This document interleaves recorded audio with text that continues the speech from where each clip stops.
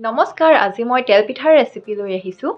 ৰেচিপিটো ষ্টাৰ্ট কৰাৰ আগে ভোগালী বিহুৰ আন্তৰিক শুভেচ্ছা জ্ঞাপন কৰিলোঁ। তেল পিঠা কাৰণো প্ৰিয় নহয়, সকলোৰে প্ৰিয় হয় আৰু বনাবলৈও ইমান বেছি একো টান নহয়। গতিকে আহক বেছি সময় পলম নকৰাকৈ ভিডিঅ'টো ষ্টাৰ্ট কৰোঁ।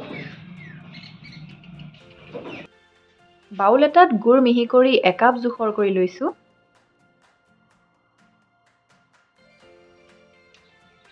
গুড়খিনিৰ লগত এতিয়া ঠাণ্ডা পানী দি মিক্স কৰি ল'ম।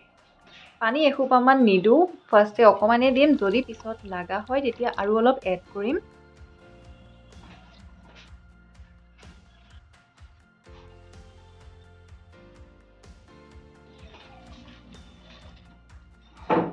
গুড় আৰু পানীৰ মিশ্ৰণখিনি বনাই হৈ গ'ল। আৰু ইয়াতে পিঠাগুড়ি এড কৰিম। চালনী এখন বাউলটোত দি লৈছোঁ। ভাতৰ চাউলৰ পিঠাগুড়িয়ে ব্যৱহাৰ কৰিছোঁ। 3 কাপ জোখৰ পিঠাগুড়ি দিছোঁ।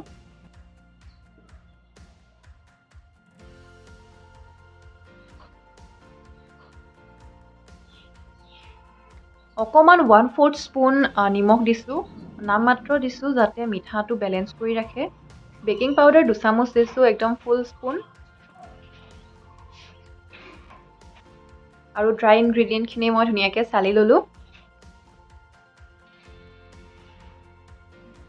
এতিয়া ভালকৈ এইখিনি গুলি ল'ম। যদি পানী ইয়াতে এক্সট্ৰা এড কৰিব লগা হয় তেতিয়া বাৰু এড কৰিম। যদি নহয়, বেটাৰটো ঠিক কনচিষ্টেঞ্চি যদি হৈ যায় তেতিয়া আৰু এড নকৰোঁ। মই যিমানখিনি পানী ফাৰ্ষ্ট দিছিলোঁ সেইখিনিৰে ধুনীয়াকৈ বেটাৰটো হৈ গৈছে, দেখিবলৈ পাৰিছে। বেটাৰটোৰ কনচিষ্টেঞ্চি ইমান পাতলো হ'ব নালাগে আৰু বেছি খুব ডাঠো হ'ব নালাগে। তাৰপিছত মই জালুক কেইটামান ভাজি গুড়া কৰি লৈছোঁ, সেয়াও অলপমান দি দিছোঁ। আধা চামুচমান জোখৰ দিছোঁ। এইটো অপশ্যনেল হয়, জালুকৰ গুড়া দিলেও দিব পাৰে, নিদিলেও কোনো কথা নাই। মই জাষ্ট এটা জালুকৰ যাতে টেষ্ট এটা আহক সেইকাৰণে মই এক্সট্ৰাকৈ ফ্লেভাৰ এড কৰিছোঁ। তেল পিঠাৰ এই বেটাৰখিনি ঢাকি থৈ দিম আৰু কমেও 4-5 ঘণ্টামান ৰেষ্টত থৈ দিম। বেটাৰখিনি অলপ সময় ৰেষ্টত থ'লে পিঠাটো ফুলে আৰু কোমলো হৈ থাকে।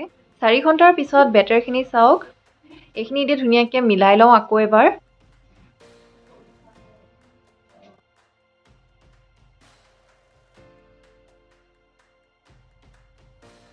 কেৰাহী পাতি দিছোঁ আৰু তেল দি দিছোঁ। তেল গৰম হৈছে। এতিয়া এটা এটাকৈ পিঠা ইয়াতে পুৰিম।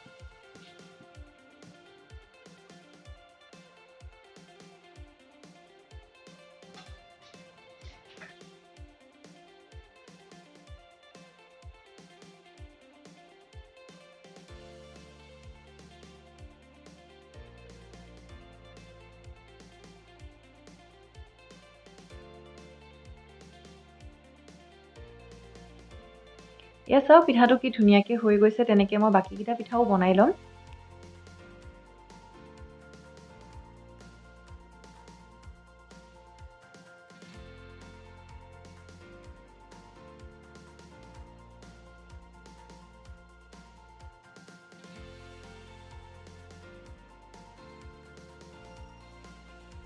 তেনেকেই গোটেইকেইটা পিঠা বনাই ল'লোঁ।